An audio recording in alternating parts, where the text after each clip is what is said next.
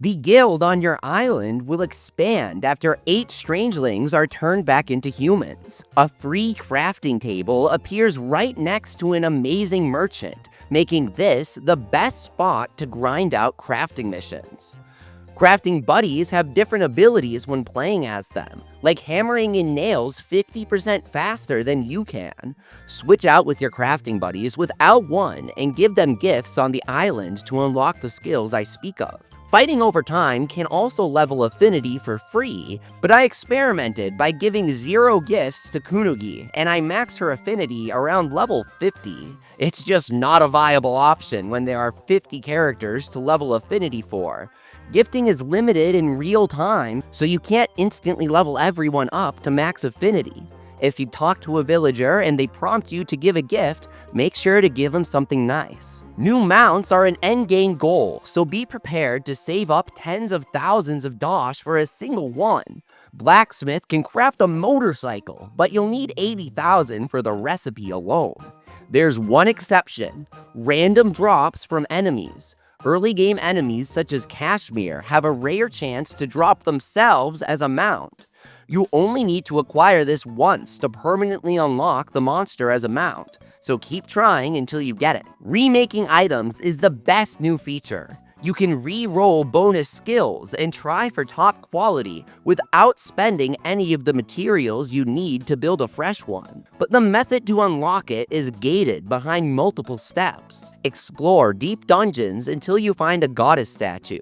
Answer its question correctly, and pray that the reward you get is a Redux Stone. Unlock the top branch of the skill tree for the life you want to remake an item with. Once you have a Redux Stone, you can trade extra weapons for more stones to the collector, whose closed shop will now be open. Go to a crafting bench, hit Remake, and you can add quality and bonus items to any weapon you've obtained. Just make sure you have enough stats to handle the process. A remade item will hold past skills in its memory for you to select at the end, so don't worry about overwriting your favorite skill. Remaking works with most items, but you can't remake food. That makes no sense. The guild shop itself has multiple tabs for different currencies, including some amazing Easter eggs for Fantasy Life fans.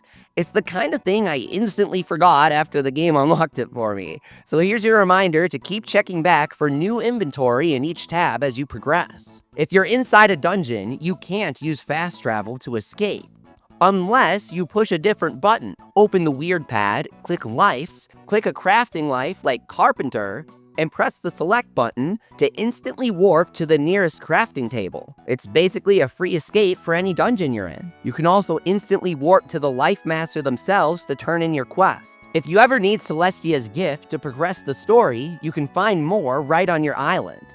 Clearing all of the debris gets you nearly 200 of them, and each level for your island's bulletin board gets you another 100. But there's an easier way. Going to other people's islands will spawn new Celestia's gifts for your game.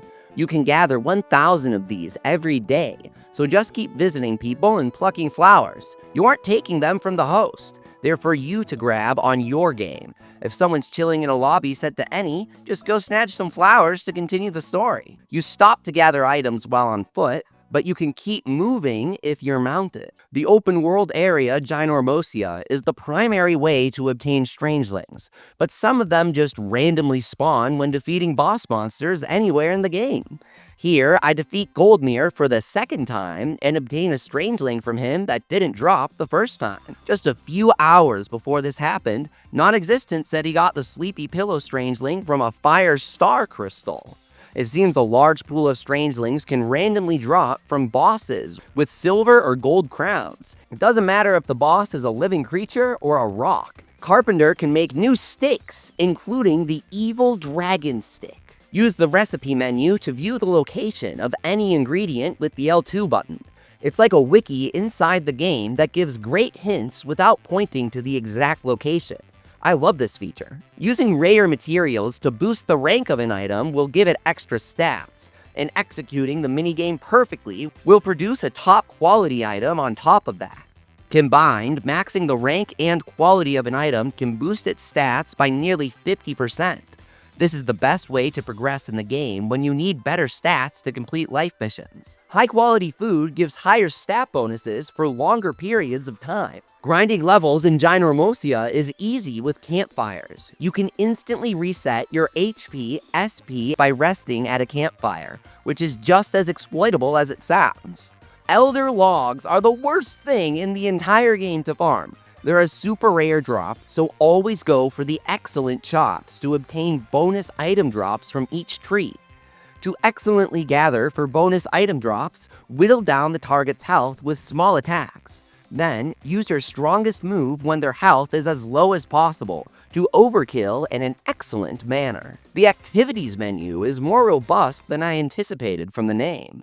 There's a full model viewer with unique artwork for every character in the game hidden under the activities menu. You can even look at anything you've harvested, like fish, trees, and shadow veggies. My final tip is that deep dungeons are way easier when playing with friends. So if you need people to play with, join us live on stream or leave a comment asking for people to play.